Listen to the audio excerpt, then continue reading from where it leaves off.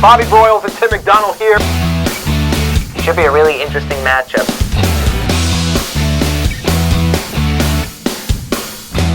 Buckle up. If you're not watching, you got some problems.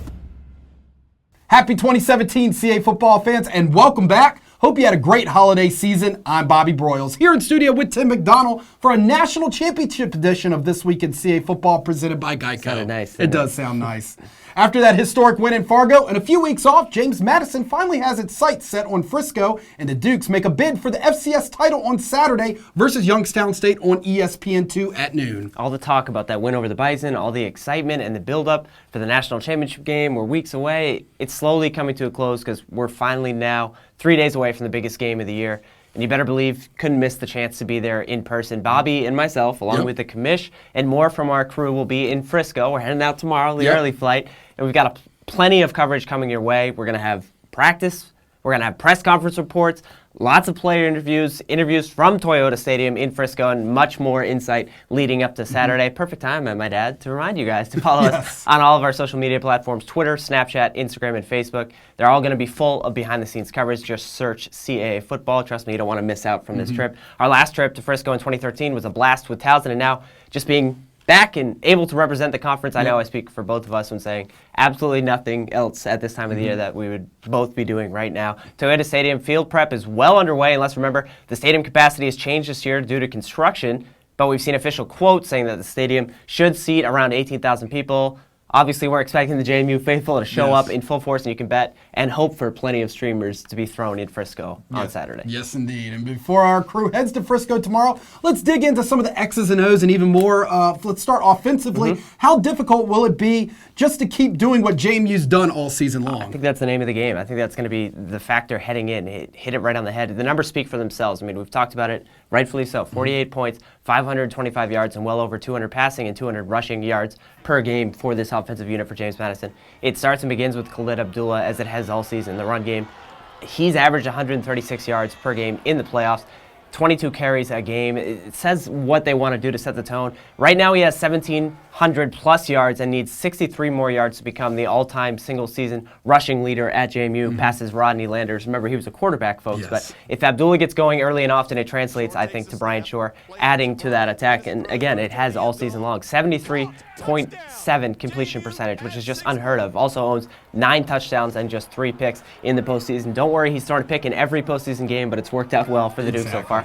With all that extra prep and the time off, I don't think it changes things dramatically for JMU. I think it's just a question of being able to sustain that momentum that the Dukes have had on offense all season long. It'll be said all week long, and it's going to be, in many ways, very true. You have to stick what's worked and what's got you here to this point. And I think Coach Houston and his team understand that, and I think they're ready to show that that time off hasn't really affected them. During this playoff run especially, it's easy to sit here and say that the offense is going to just keep up its pace and keep the foot on the pedal, but it's going to be critical on Saturday against a defense that has shown it can stand up to really good offenses. 19.4 points allowed and just 128 rushing yards per game this season for Youngstown State. Another physical Valley team that's going to test you and try to beat it, try to make you beat its defensive front. YSU has to pick and choose where to try and slow down the Dukes. It's either you force Brian Shore to beat them through the air or commit to stopping Abdullah first and foremost. Jonathan Klusterman also, keep an eye on him. I think especially in the red zone, 5 catches in the playoffs, but 4 of those have been for touchdowns. Again, watch for him, especially in the red zone situation.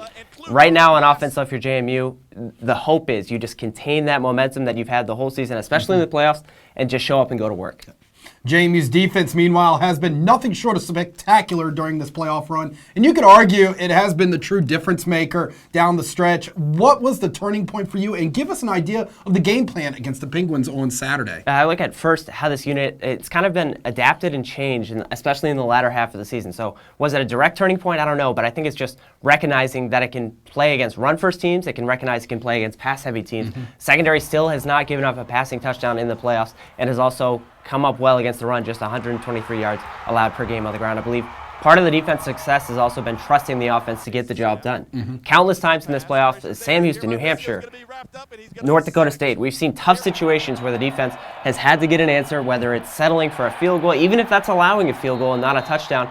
Rarely have we seen this defense look overwhelmed or pressed or almost nerved up. It's almost like it knows that if things will work out, if you just stay the course. And all year long, especially in the playoffs, Youngstown State has been a great running team. And Jody Webb, Martin Ruiz, both have over 1,000 yards and average at least 5.5 yards per carry. Webb also returns kicks, so you'll see him do it all, 160 all-purpose yards per game, I should say. Gage Steele, Jordan Brown, Martez Stone, they've all been really great in the playoffs so far, and trust me, they're going to be busy on Saturday trying to slow down that Penguin run attack. Madison likely, I think, is going to see if it can stop the run early, get some stops, get the offense back on the field, and then try to make quarterback Hunter Wells earn the win through the air. That's first and foremost what they're going to try to do, I believe. Throwing for 6 of his 9 touchdowns this season have come in the playoffs. And more importantly, Saturday is just going to be his 9th start of the season. That says it all to me if I'm JMU, especially on the defensive side. Remember to stay with cafootball.com and all of our aforementioned social media platforms throughout the weekend for continued coverage of the National Championship. ESPN2 and the Watch ESPN app will carry the contest live at noon. Tim and I have to go finish packing now for Frisco. We hope to see many Dukes fans there with us this weekend. If I can I steal your line? Yes, Close go out ahead. the show? Enjoy the game on Saturday.